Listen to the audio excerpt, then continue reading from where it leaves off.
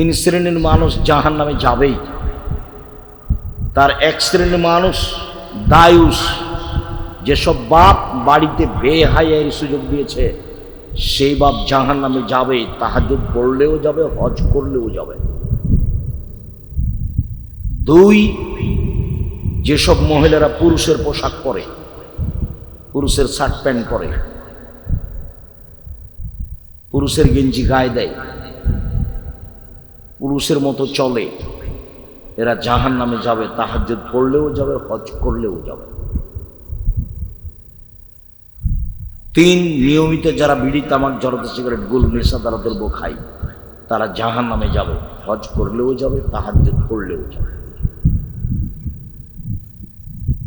আল্লাহ রাসূল বলেছেন যে যাবেই জাহান্নামে।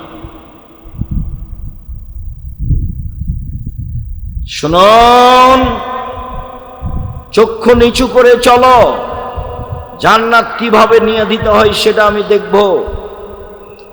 6, কুফ্ফু আইদিয়াকুম, হাত ব্যবহার করো না, ক্ষমতা দেখায় না, দাপট দেখায় না, মানুষের বদনাম গীবাত করে মানুষকে ছোট করো না, মানুষকে জেল হাজতে দিও না, মানুষের প্রতি রাহাজানি, অন্যায়, অবিচার করো না, মানুষের উপরে জুলুম করো না। কিভাবে জান্নাতে নিয়ে যেতে হয় আমি সেটা দেখব। ক্ষমতা দেখিয়ে কেউ টিকতে পারেনি, আদ সামুদ টিকতে পারেনি, ফেরাউন টিকতে পারেনি, জুলুম করে কেউ টিকতে পারেনি, আপনাদের চোখের সামনে সরকার টিকতে পারেনি। কাজেই জুলুম করে একদিন 1 মিনিট বেঁচে থাকার চেষ্টা করিয়েন না। সহজ পথ 4টের যে কোনো একটা গ্রহণ করুন। দিনমজুরি করেন, চাকরি করেন, জমি চাষ করেন, ব্যবসা করেন, কোনোটাই যদি না হয় প্রয়োজনে ভিক্ষা করে খেতে হবে, জুলুম থেকে বিরত থাকতে হবে। মাটির মানুষ, সাধারণ থাকবেন।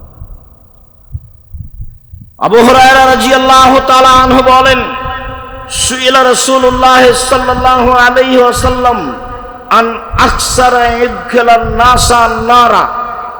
আল্লাহ রাসূলকে জিজ্ঞাসা করা হলো, আল্লাহ রাসূল, কি কারণে মানুষ বেশি বেশি জাহান্নামে যায়?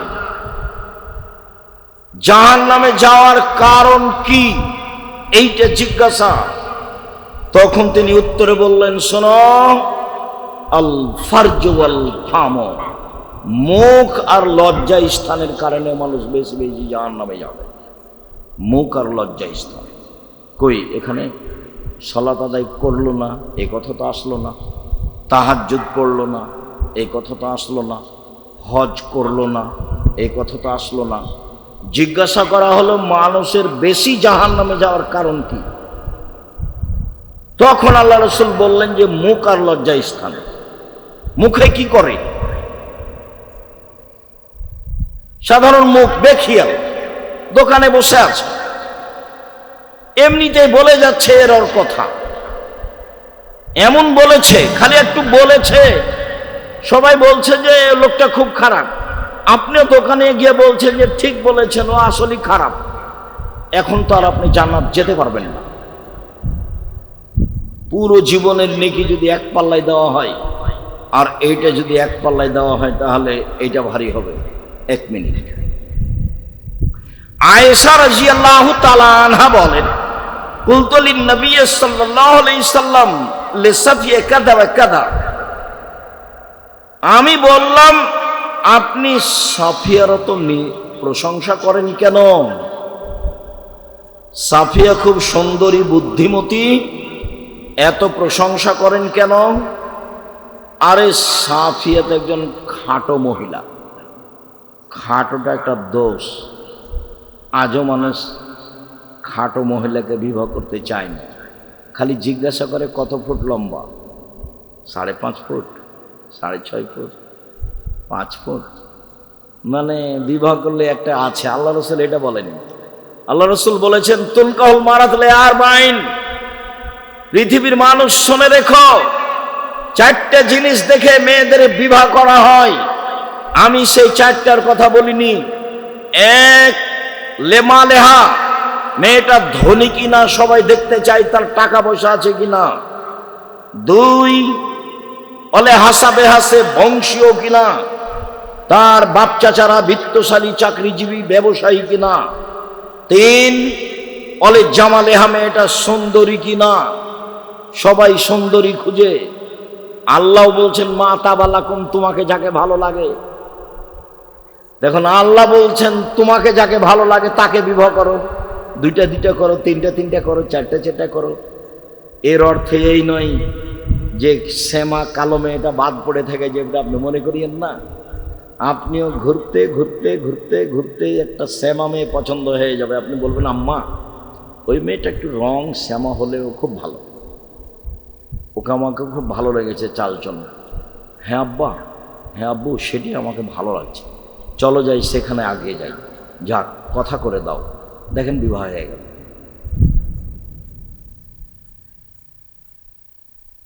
আল্লাহ তাকদিরে লিখে রেখেছে, তাকদিরকে বিশ্বাস করে আগাতে হবে।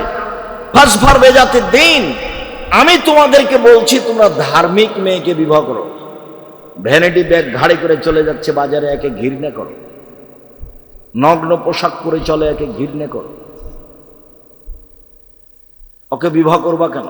দেশ মেরে খেয়েছো, দুনিয়া মেরে খেয়েছো, দেখো পরহেজগার মেয়ে আছে। ও কথা আল্লাহ রসুল না করে দিলেন। আল্লাহ রসুল বলেন পৃথিবীর মানুষ শোনো, 4টা জিনিস দেখে পুরুষরা বিবাহ করে, যুবকেরা। 1 অর্থ সম্পদ, 2 বংশ, 3 সুন্দরতা, 4 পরহেজগারিতা। আমি মুহাম্মদ সাল্লাল্লাহু আলাইহি ওয়াসাল্লাম বলছি পরহেজগার মেয়েকে বিবাহ করো। আল্লাহ রসুলের আদেশ পালন করেন, সংসার সুন্দর হয়ে যাবে। আর যে বউ নিয়ে এসেছেন ও তো হস্তিনী, সংসার ভালো হবে না তো। ও বাজারে যাবে কেন? ও তো হস্তিনী, বাজারে যাবে কেন? ওর বাজারে যাওয়ার স্বাদ কেন? ও কোন শাড়ি কিনবে ও হাত লাগিয়ে দেখবে কেন? যা নিয়ে এসেছেন তাতেই খুশি। যতদিন পর্যন্ত আপনার স্ত্রী সংসারে এভাবে কথা বলতে না শিখবে, দেখেন কোন ভাবে, এইভাবে, আপনি যাতে খুশি আমি তাতে খুশি, চিকন কাপড়ে আপনি খুশি তো আমিও খুশি, মোটা কাপড়ে আপনি খুশি তো আমিও খুশি, লবণ ভাতে আপনি আনন্দিত আমিও আনন্দিত। আমার পক্ষ থেকে কোনো প্রকার অভিমান থাকিবে না, আমার পক্ষ থেকে কোনো প্রকার প্রতিবাদ থাকিবে না, আমার পক্ষ থেকে কোনো প্রকার অভিযোগ থাকিবে না। আমি অভিমান নিয়ে আপনার সাথে সংসার করতে চাই না। যাতে আপনি খুশি আমিও তাতে খুশি, তাহলে শয়তান চুপটি লেগে চলে যাবে। আর যদি ওর কাছে অভিমান থাকে, অভিযোগ থাকে, টিকতে পারবেন না। রাসূল সাল্লাল্লাহু আলাইহি ওয়াসাল্লাম বলেন পৃথিবীর মানুষ, লা তুজুল মুসলিমিনা, মুসলমানদেরকে পরস্পরে কষ্ট দিও না, ওয়ালা তুয়াইরুহুম, ওদের নিন্দা করো না, ওয়ালা তাত্তাবিউ আওরাতিহিম, তোমরা মানুষের বদনাম গীবাত পিছনে পড়ো না। এরপর আল্লাহ রাসূল বলছেন ইন্নাহু মান ইয়াত্তাবিউ আওরাতা আখিহিল মুসলিম, কেউ যদি তার মুসলিম ভাইয়ের বোনের বদনাম করে, ইয়াত্তাবিউল্লাহু তাআলা আওরাতাহু, তাহলে আল্লাহ তার পিছনে পড়ে যাবেন, আল্লাহ তার বদনাম করেই ছাড়বেন। ওমান ইয়াত্তাবিউল্লাহু আওরাতাহু ইয়াফজাহু ওয়ালাউ কানা ফি জাওফির আহলিহি, আর যদিও মানুষের বদনাম করে, আল্লাহ যদি তার পিছনে লেগে যায়, তাহলে তাকে আল্লাহ অপমান করেই ছাড়বেন, সে তার বাহনের ভিতরে লুকিয়ে গেলেও। শেষ বাক্যটি এখনো বুঝাতে পারেনি। আল্লাহর নবী বলছেন একজন মানুষ আপনার বদনাম করার পরে যদিও তার উটের পেটের ভিতরে ঢুকে যায়, তবু আল্লাহ তাকে উটের পেটের ভিতরে বদনাম, তাকে অপমান করেই ছাড়বেন। কেন? ওর বিরুদ্ধে এখন আল্লাহ চলে গেছেন। তো মানুষ কি মানুষ বদনাম করার পরে উটের পেটের ভিতরে ঢুকবে? বদনাম করার পরে চলে যেতে পারে কোনো দেশে, তো চলে যাক না, পাথরের মধ্যে ঢুকে যাক না। এখন তার বদনাম করার জন্য কে লেগেছে? আল্লাহ লেগেছে। তাকে অপমান করেই ছাড়ব, তার বাঁচার পথ নেই। সম্মানিত তিনি ভাই বোন, আনাস রাদিয়াল্লাহু তাআলা আনহু বলেন, রাসূল সাল্লাল্লাহু আলাইহি ওয়াসাল্লাম বলেছেন, আমাকে একবার মেরাজে উপরে নিয়ে যাওয়া হচ্ছিল, দেখি অনেক মানুষ, তাদের লম্বা লম্বা তামার নখ, একমেশনো ওজুহুম সুদুরাহুম, নখ দিয়ে মুখমণ্ডলকে খামচে তুলে ফেলছে, গোস্ত বুকের উপরে খামচা মেরে গোস্ত তুলে ফেলছে।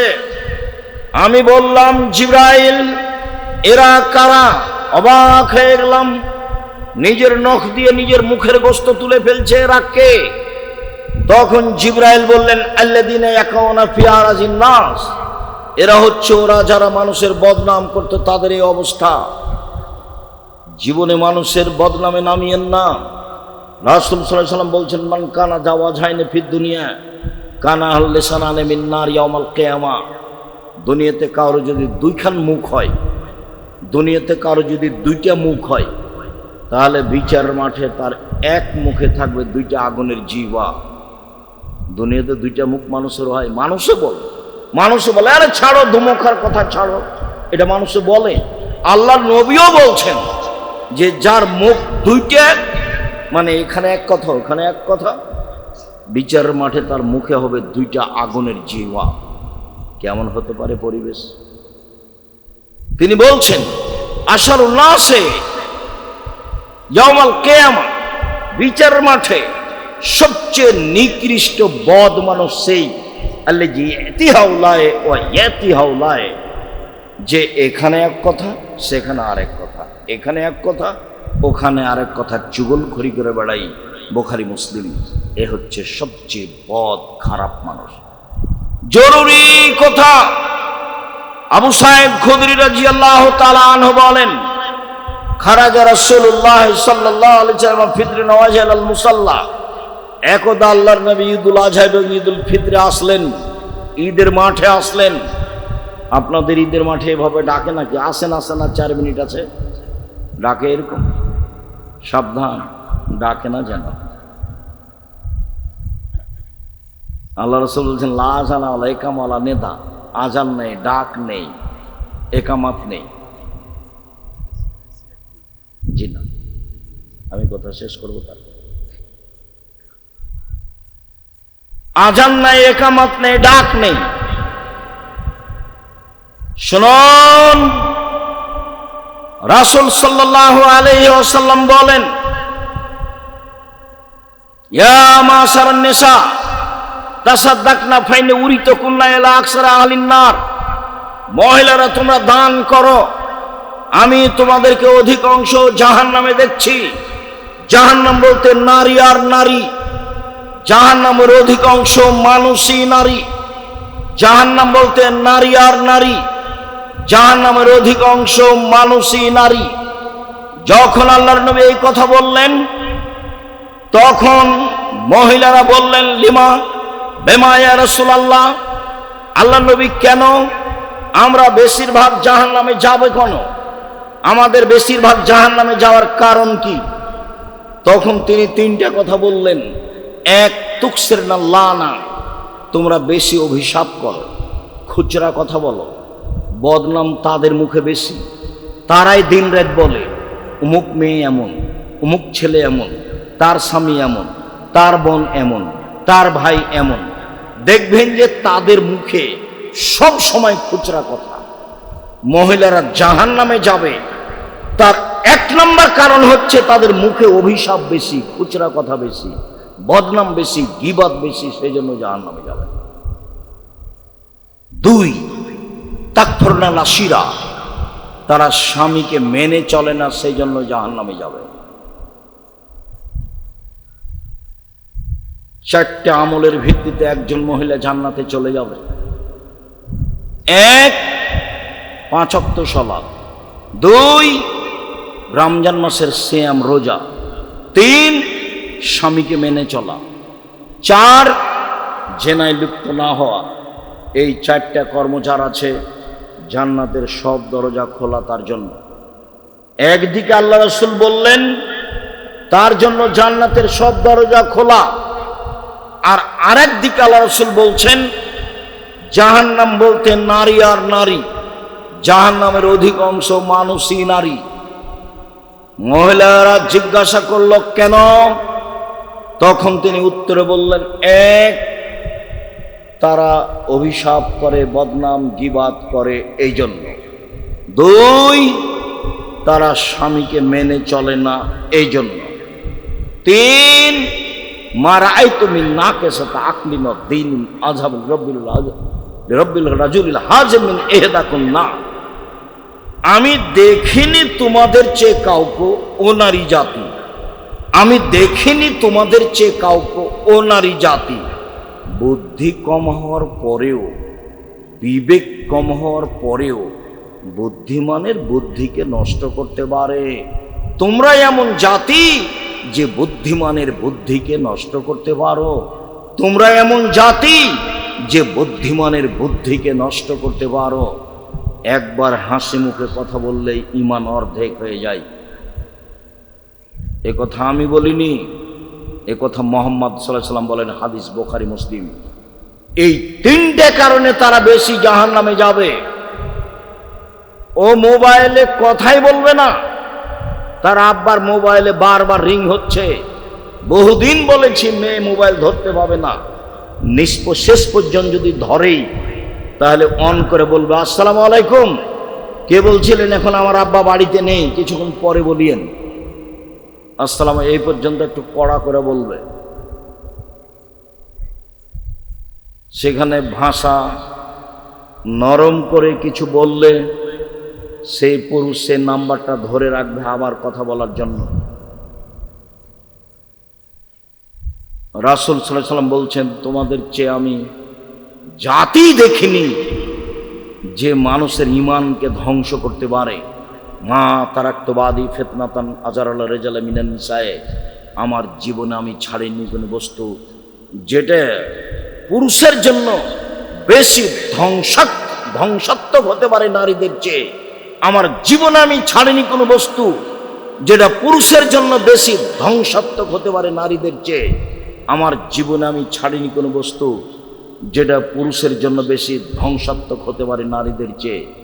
ইন্নাল মারাতা তুকবিলু ফি সূরাতি শায়তান ও তুদবিরু ফি সূরাতি শায়তান, নিশ্চয় মহিলারা শয়তানের বেশ ধরে আসে, শয়তানের বেশ ধরে যায়।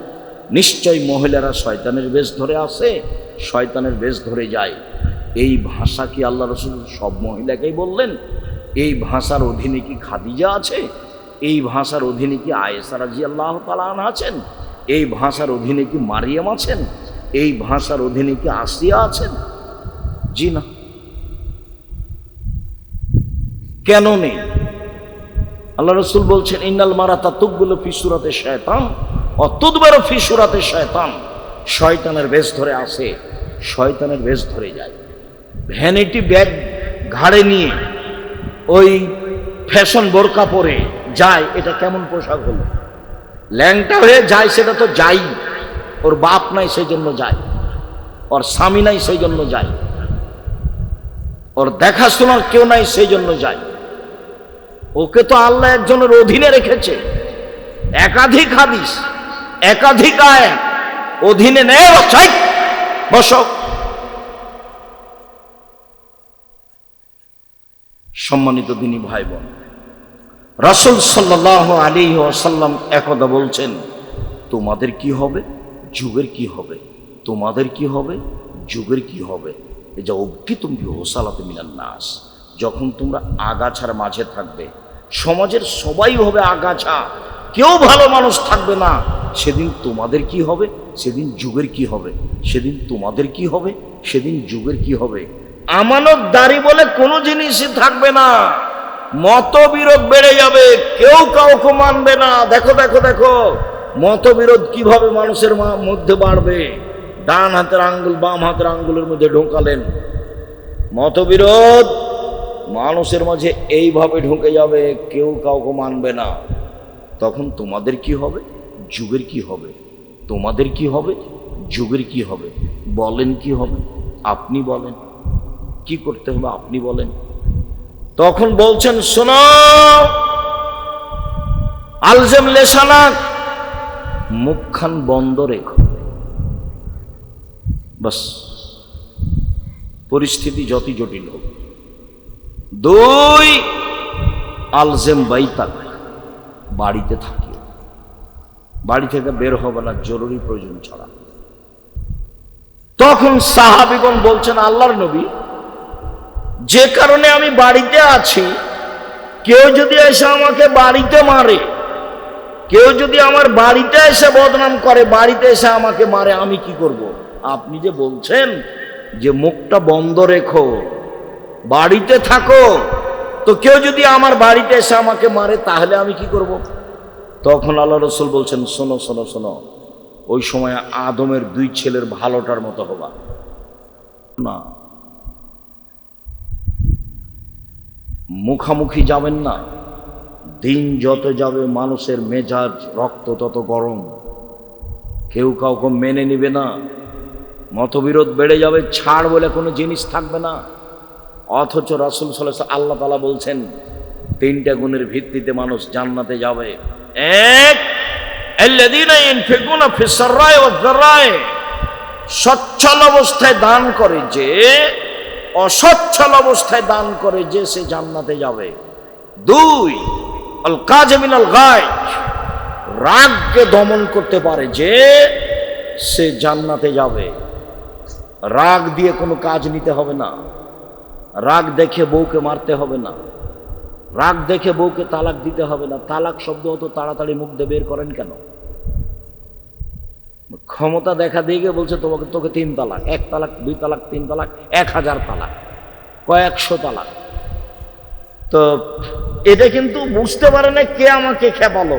ওই যে সূচনাতে বলেছি, আদমের ছেলে মেয়েকে আমি জাহান্নামে নিয়ে যাব যাব যাব, তো এখন ওর বউকে বলছে, শয়তান বলছে, এই কতদিন থেকে একটা শাড়ি চাচ্ছিস, 2026 সালের রমজান মাসের ঈদে একটা শাড়ি চালি, তাও তো হলো না, সংসার করবি, করিস না, যা।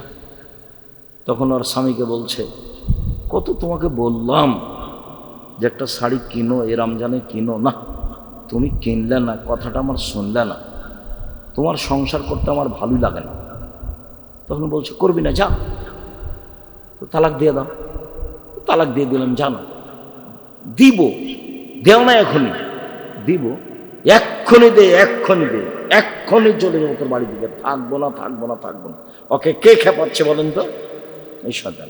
এ নিরুপায় হয়ে বলছে, যা, তোকে তালাক দিলাম, তোকে 1 তালাক, 2 তালাক, 3 তালাক, 1000 তালাক দিলাম। যেমন তালাক দেওয়া কথা শেষ, তেমনি শয়তান চলে গেছে। এবার আর ঠান্ডা হয়ে গেছে, ঠান্ডা হয়ে বলছে, ইন্না লিল্লাহি ওয়া ইন্না ইলাইহি রাজিউন। ছেলে মেয়ে 3টে, যে ছেলে মেয়ে কটা আছে? 3টে। তো বলছে, তাহলে এখন উপায়? 2জনই চিন্তা করছে কি করা যায়, বুদ্ধি। বলছে, হুজুরকে জিজ্ঞাসা করো। পাশের হুজুর বলেছে যে হিল্লা করতে হবে, হিল্লা, 1 রাতের জন্য বিবাহ দিতে হবে। এটা তো কঠিন, কি করা যায়? তো ফতোয়া নিতে গেছে, বলে কোনো পথই নাই, হিল্লা বিবাহ দিতে, বাঁচার পথ দেখো। তাহলে জামিয়া সালাফে ডাঙ্গিপাড়া গিয়ে আব্দুল রাজ্জাক কি করা যায়? এই কথা ছাড়া আর কোনো কথা পান না, তাহলে কথা বললেই তালাক। আল্লাহ তো তালাকের কথা বলছেন না, আগে বলছেন যে তুমি একটু সতর্ক করো, একটু পিটানি দাও, একটু বলো, একটু উপদেশ দাও, এত তাড়াতাড়ি তালাক কেন?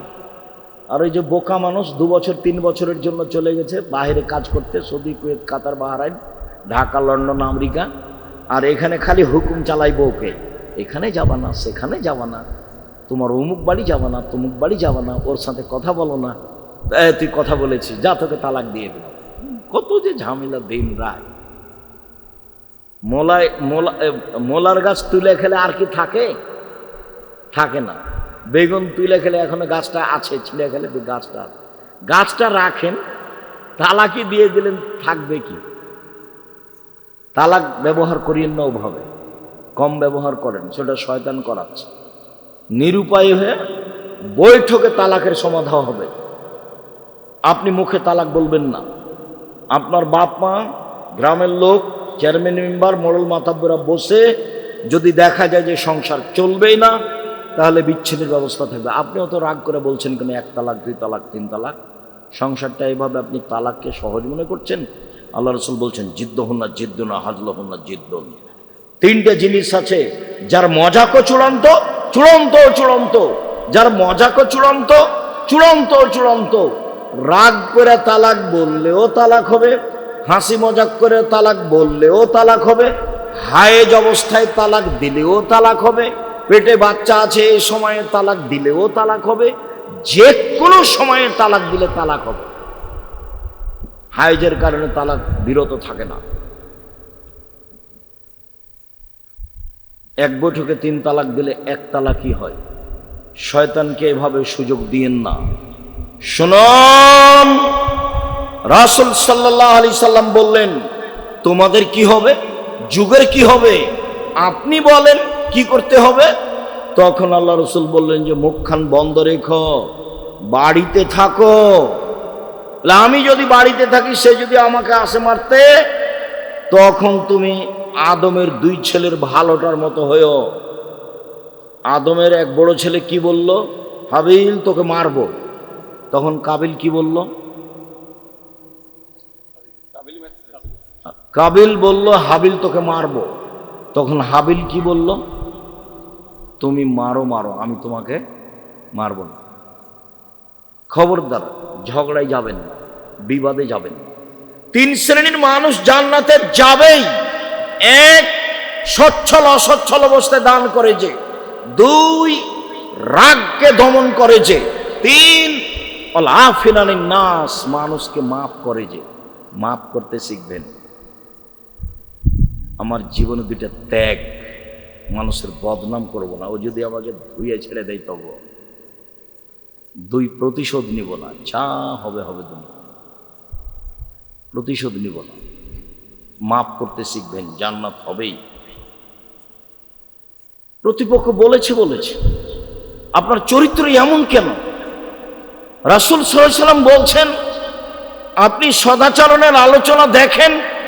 রাসূল সাল্লাল্লাহু আলাইহি সাল্লাম বলছেন আল মুমিনুনা কারাজুলিন ওয়াহিদ, সারা পৃথিবীর মানুষ হলো একজন। ইনিস্তাকা আইনু ইস্তাকা কুল্লু, যদি চোখে ব্যথা হয় সম্পূর্ণ শরীরে ব্যথা বুঝে, যদি মাথায় ব্যথা হয় সম্পূর্ণ শরীরে ব্যথা বুঝে, মানে একজন আর একজনের কষ্ট বুঝে, তাই হলো মুসলিম। কেন আপনি এরকম হলেন যে ও যদি বিপদে পড়ে তাহলে আপনি বলছেন ঠিক হয়েছে ঠিক হয়েছে? এটা কোন চরিত্র?